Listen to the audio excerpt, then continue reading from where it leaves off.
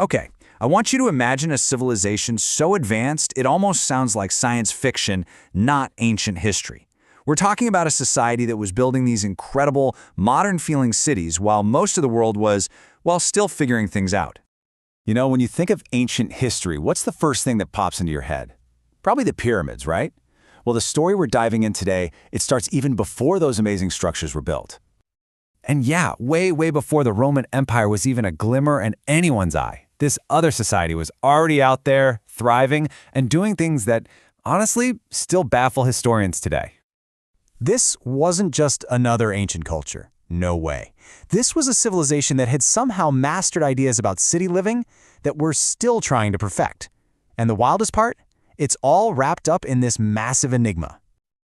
And here it is, the heart of the whole mystery. They left behind their words, their stories, their history, all written down. And we can't read a single letter. It's a code that nobody, to this day, has ever been able to crack.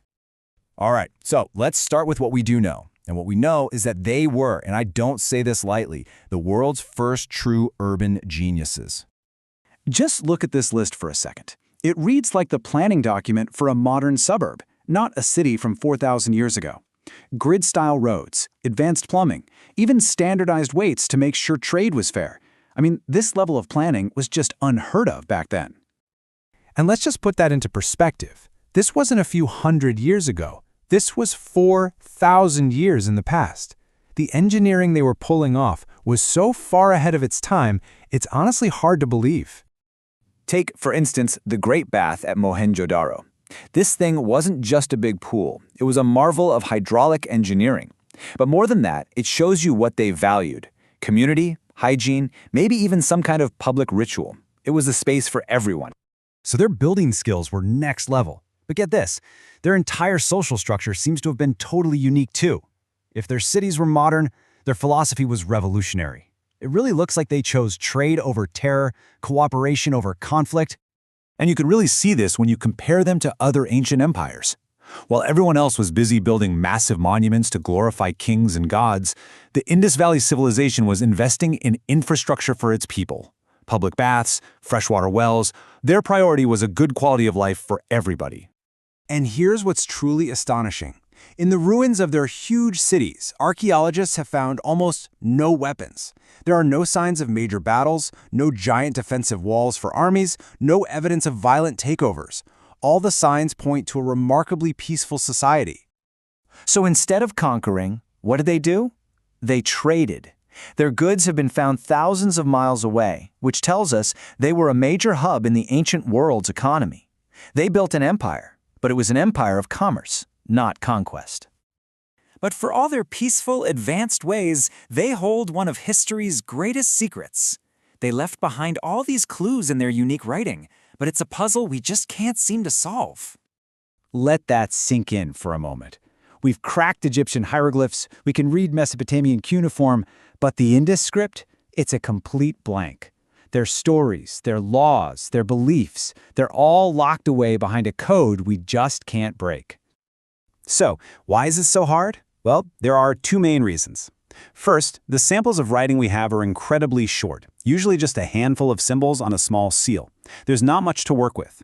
And second, we've never found a Rosetta Stone for their script. You know, a text that has their language alongside a language we do know. Without that key, the door stays locked. And this leads us to the final haunting mystery. A civilization this organized, this prosperous, this stable, doesn't just disappear. Or does it? They flourished for over 1,000 years, reaching this incredible peak of sophistication. But then, around 1900 BCE, the cities once bustling with life just start to empty out. The whole great experiment begins to unwind. Now your first guess might be invasion. A rich, peaceful society seems like a prime target. But like we already saw, the evidence for a big war just isn't there. It seems the culprit was something far more powerful than any human army. The leading theory today isn't about human conflict at all, but a conflict with nature itself. All the signs are pointing to a catastrophic climate shift that basically pulled the rug out from under their entire society. The evidence is literally written in the earth. The rivers they depended on for everything either dried up or changed course, causing massive floods. Farming collapsed, food became scarce, and the people, well, they had no choice but to leave their magnificent cities and migrate east, scattering into smaller groups.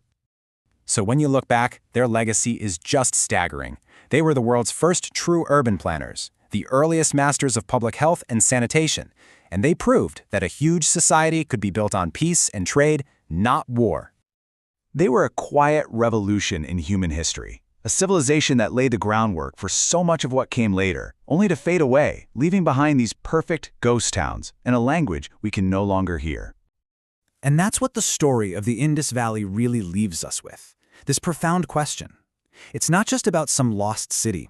It's a timeless reminder of all the knowledge, all the wisdom, the entire worlds that are lost forever when we can no longer understand the language. What did they know that we'll never get to find